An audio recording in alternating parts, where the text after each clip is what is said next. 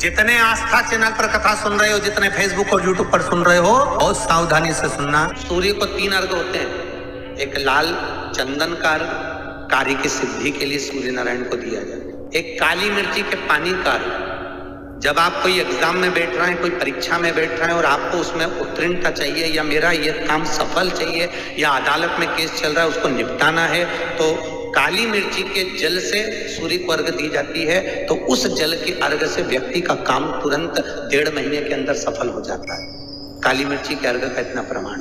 तीसरे नंबर पर है बेलपत्री के जल का अर्घ, सूर्य को दिया जाता है। बेलपत्री के जल का अर्घ कौन देता है? जो बहुत बीमार पड़ा रहता है, जिसको कुछ ना कुछ शारीरिक कष्ट चलता रहे, कभी घुटना, कभी कमर, कभी पेट, कभी ब्लड प्रेशर, कभी शुगर, कुछ ना कुछ चलती रहे, तो वो लगातार 1 महीना बेलपत्री के पानी का अर्घ सूर्य को देता रहे, उसको रोग से निवारण हो जाता है, रोग से मुक्ति। सूर्य अर्घ क्यों प्रधान होता है?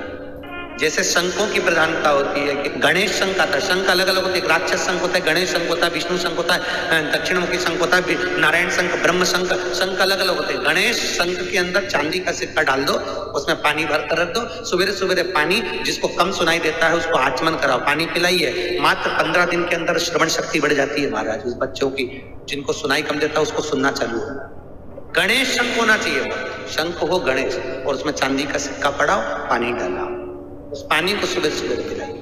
केवल दुनिया में केवल एक भगवान 33 कोटि देवता में केवल एक देवाधिदेव महादेव ऐसे हैं जिन पे शंख के जल का अभिषेक नहीं होता।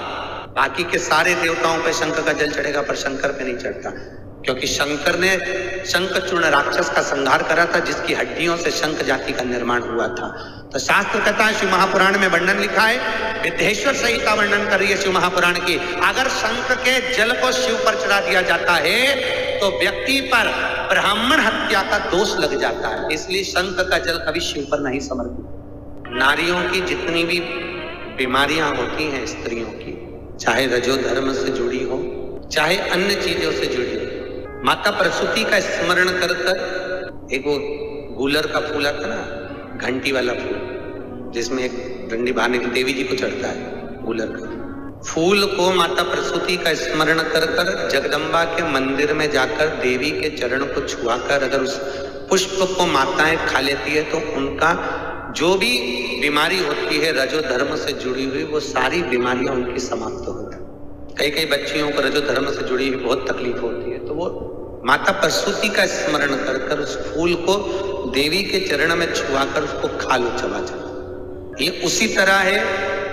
जैसे भगवान शंकर पर चढ़ाया हुआ सूरजने की फली के पुष्प, जो सूरजना की फली बोलते हैं, क्या बोलते हैं, सांबर की फली, सांबर में डलती है, सूरजना की फली होती लंबी लंबी, कड़ी में डालते हो, सेम की फली, उसके जो पेड़ होता है उसकी 31 झूमर, पत्तियों के झूमर लगते हैं, पत्तियां अलग अलग झूमर में लगती है, 31 झूमर तोड़ लीजिए, शंकर को समर्पित कर दीजिए। रात को 12 बजे शिव जी को चढ़ाकर उस झूमर को वापस उठा लीजिए, 31 झूमर को, 31 झूमर, उसको पानी में उकाल लीजिए। घर जाकर आधा लीटर पानी में उकालोगे, 250 ग्राम हो जाएगा, उतना पानी बना लो, ठंडा करो, कपड़े से छानो, भले रात को 2 बज रही हो, 2:30 बज रही हो, 1:30 बज रही हो, और शंकर के मंदिर में जाकर उस जल को, जो छाना हुआ जल रहे, उससे अभिषेक कर दो, जैसे गन्ने के रस से करते हो, मौसम्बी के रस से करते हो, सरसों के तेल से करते हो, उसी तरह उस जल से अभिषेक कर दो। शिव श्री शिवाय नमस्तुभ्यम, कौन सा मंत्र है? श्री शिवाय नमस्तुभ्यम। जैसे भागवत जी का मूल मंत्र होता है ओम नमो भगवते वासुदेवाय, शिव महापुराण का मूल मंत्र है श्री शिवाय नमस्तुभ्यम। इस मंत्र को बोलते बोलते शंकर पर चढ़ा दीजिए, नीचे एक पात्र लगाइए, उस पात्र में उस जल को झेल लीजिए।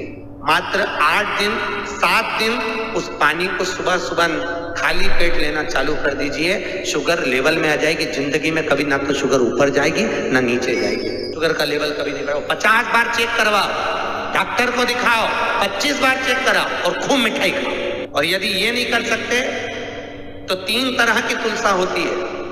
कितनी तुलसा होती है? 3, रामा तुलसा, श्यामा तुलसा और विमला तुलसा।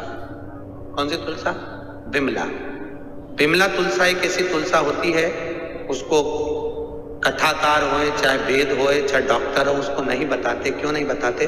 क्योंकि विमला तुलसा का प्रमाण ये देता है, लोग जो ईर्ष्या रखने वाले होते हैं, किसी के यहाँ शादी में मिठाई बन रही हो तो विमला तुलसा का अगर एक नखून से भी छोटा सा भाग उस चाशनी में डाल दिया जाता है तो वो पानी हो जाता है। इसलिए विमला तुलसा को लोग बताते नहीं है। एक विमला तुलसा होती है, अगर साल भर में एक बार विमला तुलसा का अंगूठे का नखून का जो भाग कटता है उससे भी छोटा सा भाग विमला तुलसा का साल में एक बार खा लो तो शुगर लेवल में बनी रहती है। तुम फिर कितना भी मीठा खाओ, कितना भी नमकीन खाओ, तुम्हारी मर्जी पड़े जो खाओ। और चेक भी कराते रहो डॉक्टर को जाके, खूब चेक करा। विमला तुलसा का इतना प्रमाण होता है।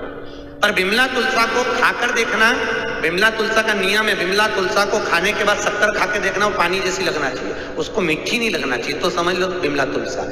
और अगर खाने पर अगर शक्कर मीठी लग रही है तो वो विमला तुलसा नहीं है। 3 तुलसा होती है, रामा, श्यामा और विमला।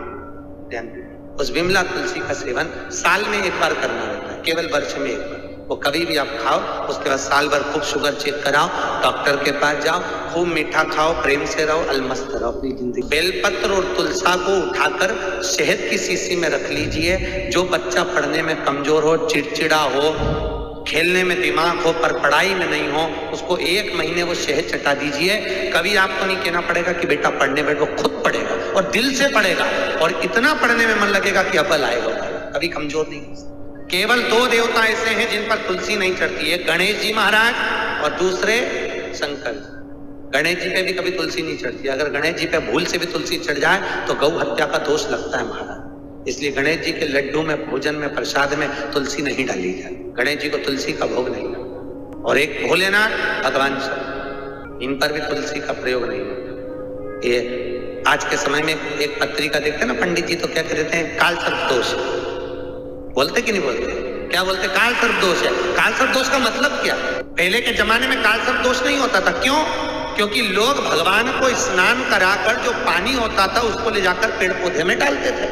अब आज के जमाने में एक ही थाली में गणेश जी बिठा लिए, उसी में शंकर जी रख लिए, उसी में ठाकुर जी रख लिए, राम जी, लक्ष्मी जी सब उसी में रख के नहलाया और उस पानी को उठाकर ले जाकर एक ही पौधा लिए दिए घर में तुलसी का, उसमें ले जाकर डाल दिया। और शिव महापुराण में लिखा है, अगर शंकर का चढ़ा हुआ जल तुलसी के पौधे में डलता है तो सर्प के डसने का दोष लगता है। उसको हिंदू धर्म में काल सर्प दोष कहा जाता। इसलिए प्रयास करा करो कि देवताओं को स्नान कराएं तो वो जल या तो किसी अन्य पौधे में डले, तुलसी के पौधे में ना डले। तुलसी के क्यारे में कभी शिव जी का चढ़ा हुआ जल नहीं डलना चाहिए, बिल्कुल रत्ती भर भी नहीं। सर्प के डसने का दोष उसी को काल सर्प दोष कहा जाता है। श्री शिवाय नमस्तुभ्यम, सब बोलिए एक बार जमकर, श्री शिवाय नमस्तुभ्यम।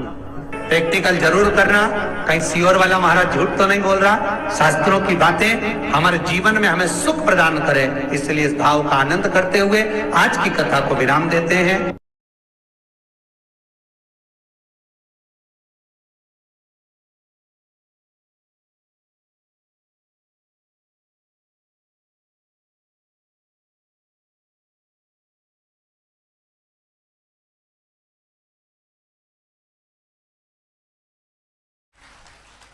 क्यों कहते हैं? जिस लड़का और लड़की का संबंध टूट रहा है, अदालत में केस चल रहा है, जरा सी बात के पीछे तलाक की बात हो गई, तो क्यों कहा जाता है कि आशुतोष नाम से शंकर भगवान पर जल चढ़ाना प्रारंभ करो, वो ग्रस्त जीवन वापिस जुड़ जाएगा और परिवार एक हो जाएगा और दोनों में विवाद नहीं होगा। आशुतोष नाम में इतना फल है हमारा। केवल एक आशुतोष नाम का स्मरण कर लेना, आशुतोष नाम का केवल उच्चारण कर लेना कोई साधारणता नहीं है।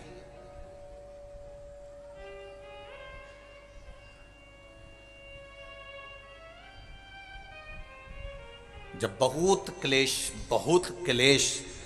अपार क्लेश होता है, पति पत्नी में झगड़ा होकर पत्नी मायके भी चली जाती है, पति अपने घर पर रह जाता है, एक दूसरे का फोन आना बंद हो जाता है, एक दूसरे से बातचीत बंद हो जाती है, कोई पत्र व्यवहार नहीं होता, 6 महीना 8 महीना साल भर 1.5 साल हो गया, ना पति सुध ले रहा ना पत्नी सुध ले रही, तो उस जगह पर ये आशुतोष भगवान कार्य करते हैं। उस समय पर आपका 1 लोटा जल शंकर भगवान को जब चढ़ाने के लिए जाते हो और जल चढ़ाते समय जब शिव जी को आशुतोष कहकर जल समर्पित करा जाता है।